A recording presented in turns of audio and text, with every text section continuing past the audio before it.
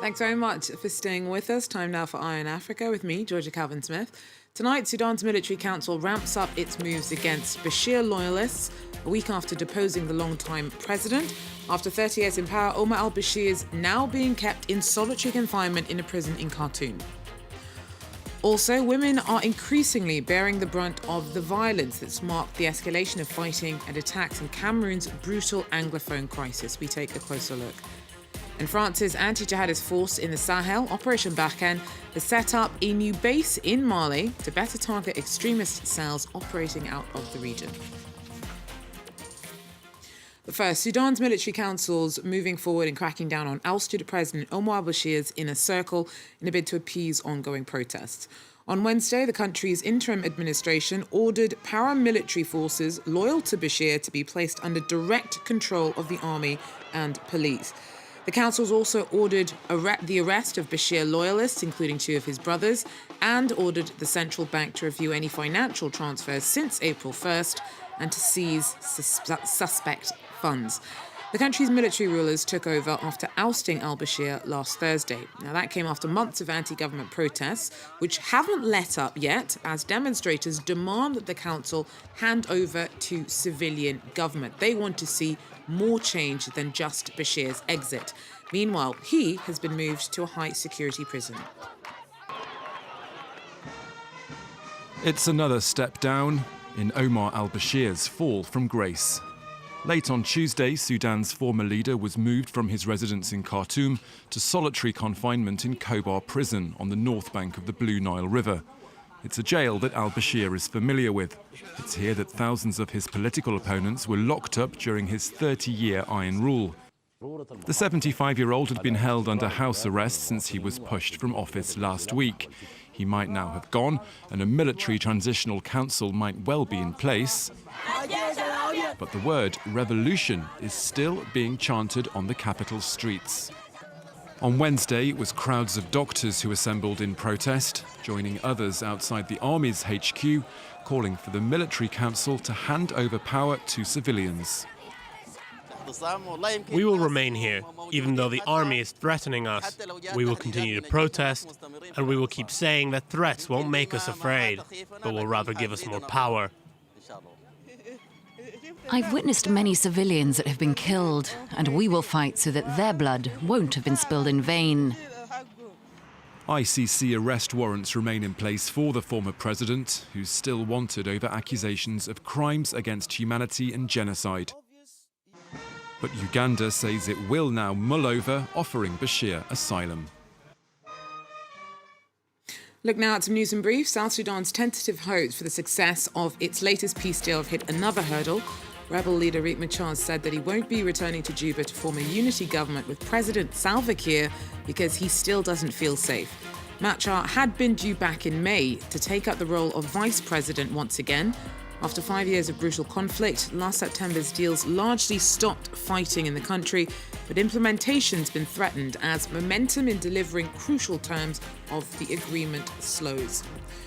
At least 6 people have been killed in Tripoli in rocket fire. The bombing has been blamed on Khalifa Haftar's forces as they continue an assault on the Libyan capital. The strongman's Libyan National Army militia launched an offensive on April 4th in a bid to wrest the city from the control of the UN-recognised government.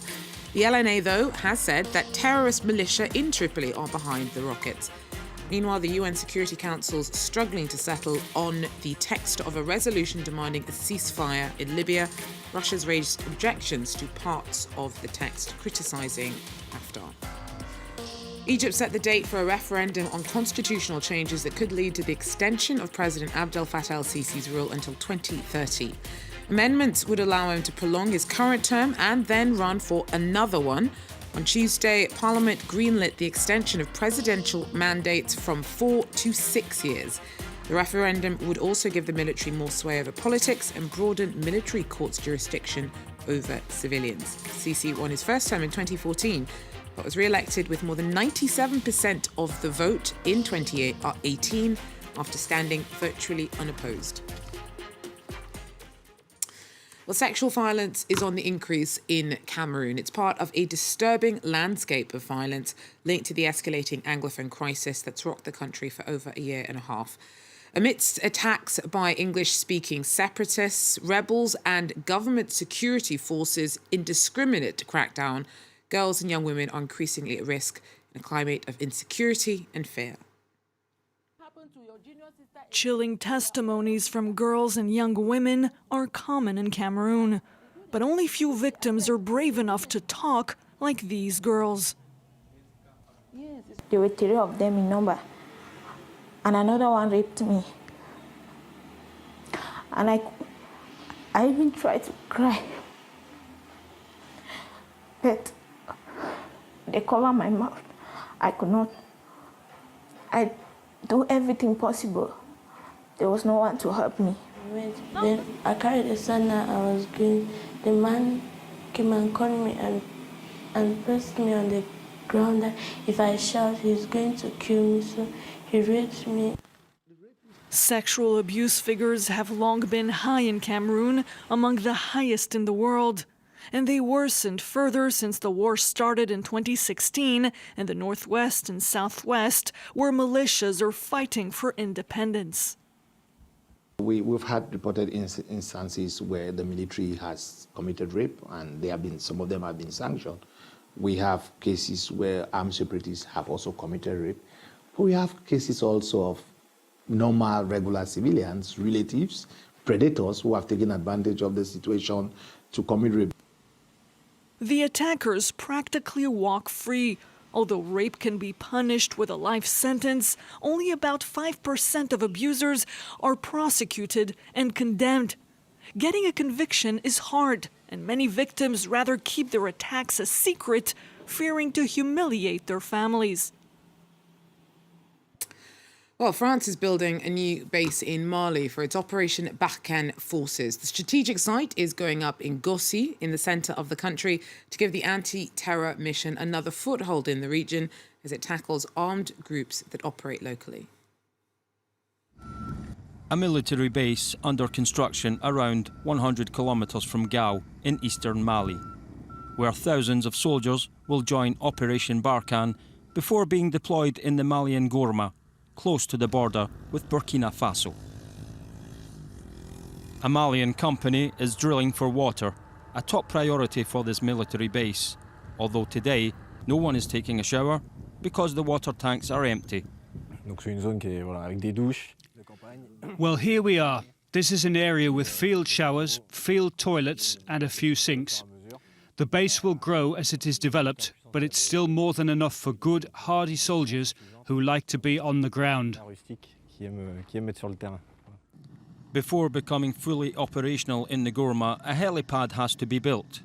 While waiting for work to be completed, Chinook helicopters land on the fringes of the camp. Everything is under tight surveillance. For the past 18 months, Operation Barkhane has been active in an area close to the border between Mali and Niger, mostly against the Islamic State in the Greater Sahel group.